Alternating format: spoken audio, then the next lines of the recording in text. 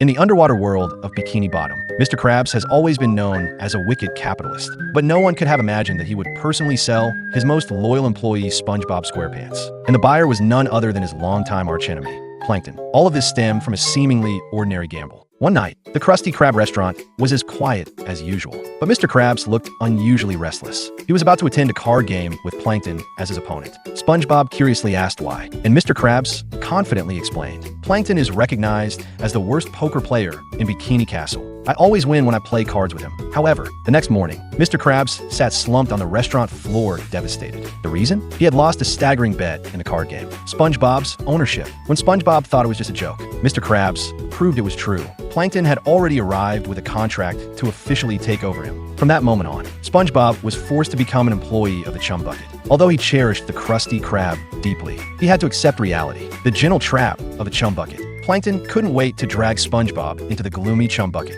Its kitchen was barely functional, with outdated equipment and a cramped environment, standing in sharp contrast to the bright and tidy Krusty Krab. SpongeBob looked out the window at the familiar Krusty Krab sign, filled with confusion and loss. Why would the boss he had trusted abandon him? Would he ever be able to go back? Meanwhile, Plankton, spying from the shadows, took his wife Karen's advice and decided to conquer SpongeBob through emotional manipulation. He spent great effort recreating the Krusty Krab kitchen down to a 1:1 scale, copying everything from the frying pan to the spice jars. The only thing missing was that strict yet familiar figure. Facing this replicated scene, SpongeBob didn't feel touched. Instead, he broke down in tears. What he missed was never the kitchen itself, but the boss who had been both a mentor and a friend.